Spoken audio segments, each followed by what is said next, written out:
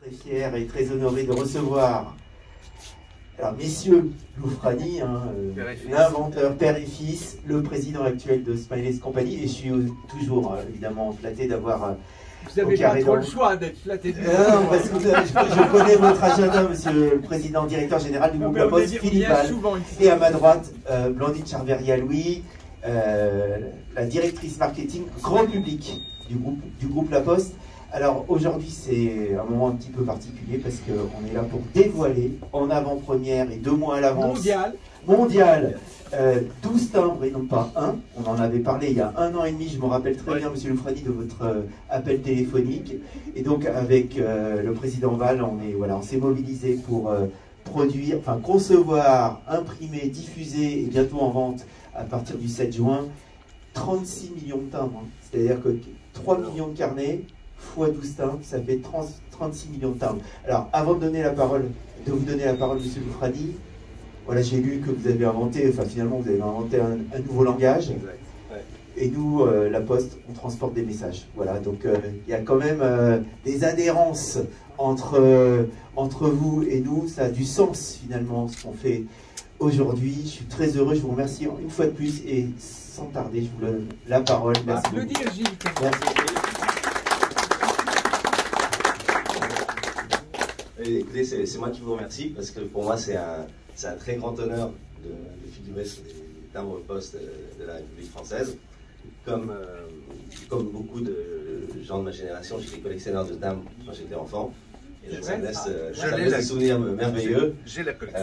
Des souvenirs avec mon père en allant marcher au timbre justement, et surtout des souvenirs en fait visuels, graphiques, qui restent gravés dans ma mémoire. Pour moi, je disais tout à l'heure à Gilles que le timbre poste c'est le plus formidable outil de culture générale qui soit. Et bon, comme tous les enfants, je n'avais pas une collection de timbres très complète, bien entendu, parce que ça coûtait beaucoup d'argent. Mais le catalogue hiver ételier, en fait, c'était pour moi, c'est un manuel d'histoire, c'est un manuel de géographie, c'est un manuel de culture générale, c'est quelque chose d'extraordinaire et que j'ai feuilleté en long, en large, en travers pendant pas mal d'années. Et effectivement, je me souviens de plein de timbres. Et donc, en fait, aujourd'hui, avoir un timbre avec mes émoticônes, c'est un grand honneur. Voilà, c'est un très grand plaisir. Et je vous remercie tous de cette opportunité. Oui, je vous remercie tous de cette opportunité. On a passé pas mal de temps avec les équipes à Londres et puis vos équipes pour mettre au point les dessins, choisir les émoticônes qui soient les plus justes. Et donc, merci encore à tout le monde et je vous passe. Bon,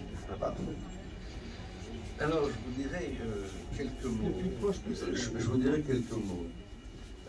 Pour moi, comme disait Nicolas, l'histoire de la Poste, c'est toujours l'histoire entre un père et un fils aussi. Car j'accompagnais Nicolas, il disait « mais je voudrais celui-là, qu'est-ce que tu penses de ce timbre-là? Et là, c'est quoi ce pays ?» Je dis « ben voilà, c'est un pays... » Parce que la Poste a vécu aussi, comme disait très bien Nicolas, toute la décolonisation. Et il faut se dire que ça n'a l'air de rien, mais qu'est-ce qui a changé au cours de ces 50 dernières années ou 70 dernières années? C'est que quand nous avons créé, quand j'ai fait la création de ce logo qui s'appelait le sourire, de cette opération que j'ai montée dans François, il y avait, je pense, 80 pays. Aujourd'hui, on en a 220. Et ça veut dire que la Poste a joué son rôle et elle a aussi aidé tous les pays qui ont eu cette indépendance de faire aussi leur propre timbre poste. Exact. Voilà. Donc on va tous garder le sourire, je pense qu'en ce moment on en a tous besoin. On est dans une période voilà, comme on n'a jamais vu. Après 2 années de ce Covid, je pense qu'on va prendre le temps de sourire pour notre pays, qui en a besoin aussi. À un moment où voilà, la France va avoir un nouveau président, ou le président actuel, on verra bien quel sera le gagnant. Mais nous, on est toujours prêts pour être positifs, pour être bien, et je me sens bien chez vous parce que je ne vous cache pas que savoir qu'il va y avoir autant de centaines de millions de postes timbres sur tous ces Français qui voudront leur Corée, qui voudront un petit smiley, je me dis bon ben, c'est une belle histoire, hein, voilà, c'est une très belle histoire, ça fait du bien. Très bien, bravo.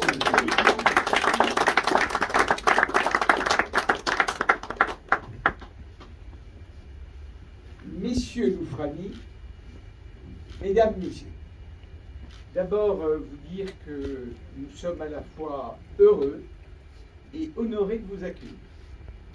Heureux parce que, j'y reviendrai, et Gilles Lichtschitz l'a dit avec beaucoup de finesse, vous avez inventé un nouveau langage humain. Vous êtes donc dans la lignée de la grotte de Lascaux. De la grotte de Lascaux. Non, non, mais réfléchissez. De l'écriture cunéiforme sumérienne. De table de la loi, de l'écriture égyptienne, vous avez inventé un nouveau langage. Et je veux vous rendre hommage pour ça, et ce n'est pas parce que ce langage parle à l'émotion qu'il n'est pas un langage humain. Car, au commencement, était le Verbe. C'est ça l'histoire de l'humanité. Et donc je veux vraiment vous rendre hommage pour ce rôle symbolique que vous avez joué. Lorsque Gilles Lichtschitz est venu avec ce projet d'un timbre pour un smiley, la commission n'a pas immédiatement dit oui. Et je vais vous expliquer pourquoi.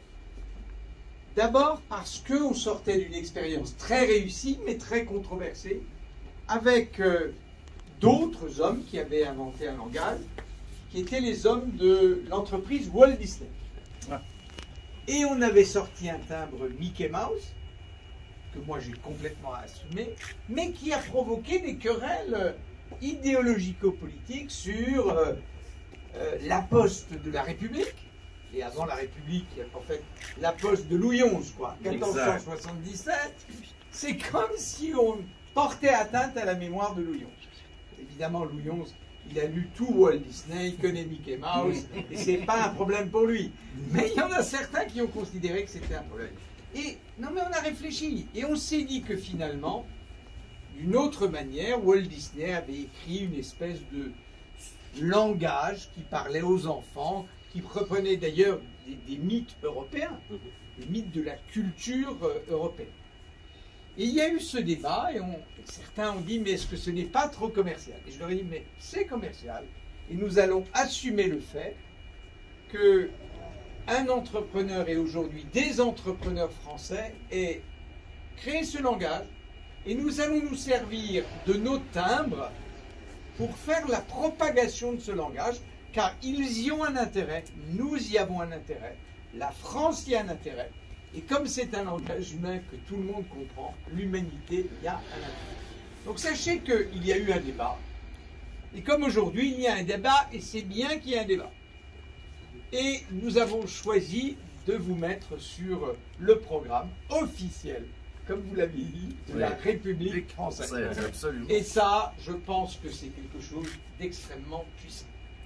Je voudrais venir maintenant sur le fait que je considère que vous avez une avance de nature stratégique sur nous.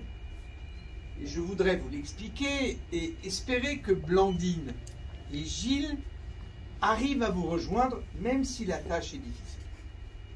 Le timbre-poste a été créé avant votre smiley, et d'ailleurs il a été créé par des Anglais. C'est eux qui ont commencé à le faire. Nous, on les a rejoints tout de suite après. Le CRS français noir est bien sûr beaucoup plus beau que le premier timbre anglais, ça, il n'y a aucun doute, et je suis totalement objectif, on en parle.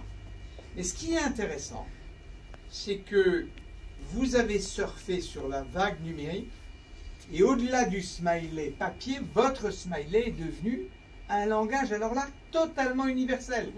Pas simplement un langage humain, au sens où je le définissais, mais il est devenu une langue universelle incroyable. En Asie, partout, quel que soit le langage écrit utilisé, ce langage de l'émotion s'est totalement imposé avec les émoticônes ou les émojis. Et je dois dire que vous êtes donc parvenu à transposer votre smiley dans la sphère numérique. Eh bien voilà, chère Blandine et cher Gilles, ce qu'il vous reste à faire. Pourquoi? Pourquoi? Eh bien parce que en 2008 pour que vous voyez quand même ce que les postières et les postiers sont capables de faire. En 2008, nous distribuions 18 milliards de lettres. L'année prochaine, ce sera 6. Et donc, le sujet, c'est que nous voulons essayer de faire survivre et développer cet instrument, Nicolas, dont vous avez parlé, qui est un fabuleux instrument de culture générale, mais alors qu'il y aura moins en moins de lettres. Donc, comment faire pour, dans l'ère numérique, garder le timbre-poste alors que son vecteur physique a disparu?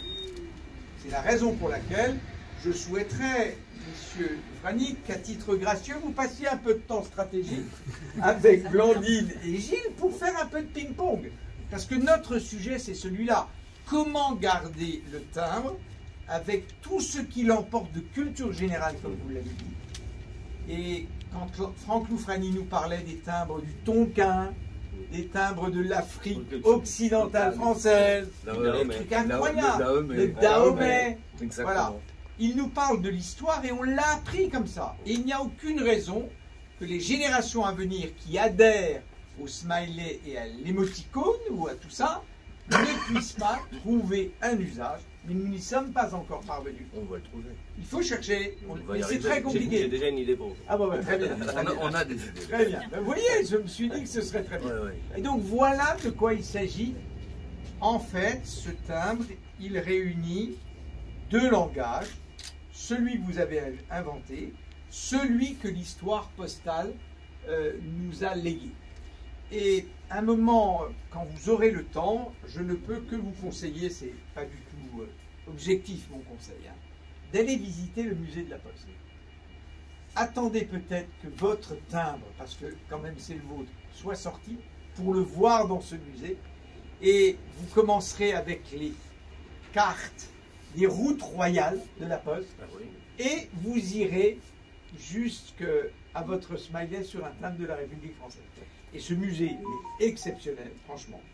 C'est un musée magnifique qui fait l'histoire du pays, l'histoire des langages. Et donc je pense que c'est quelque chose de très important que nous fêtons aujourd'hui.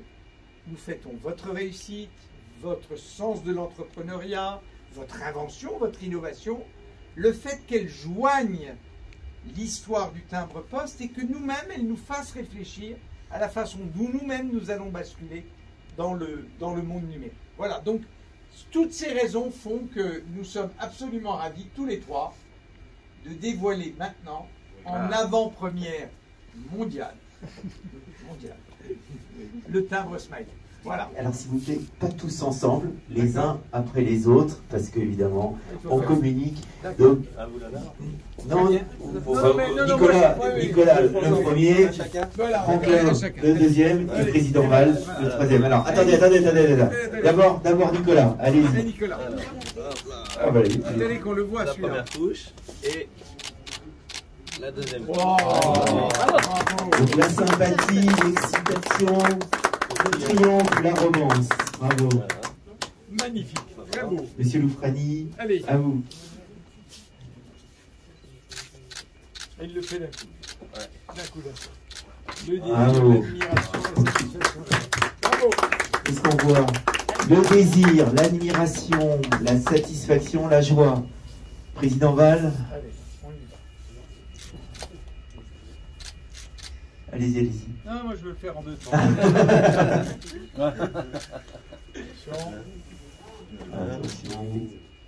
Et Allez. L'adoration, la béatitude, le calme et l'amusement. Bravo. Voilà, donc 12 timbres en vente à partir du 7 juin. 7 juin. En avant-première les 3 et 4 juin ici au Carré d'Ancre. Et surtout rendez-vous à Paris-Filex fin juin où ce carnet sera en bonne place. Merci encore, merci beaucoup. Merci, messieurs. On va encore passer un petit peu de temps ensemble, mais voilà. C'est magnifique. Hein. Là, il faut Merci. faire une photo. Là. Oui, on va faire une On photo. va se mettre tous les trois. Tenez, on va-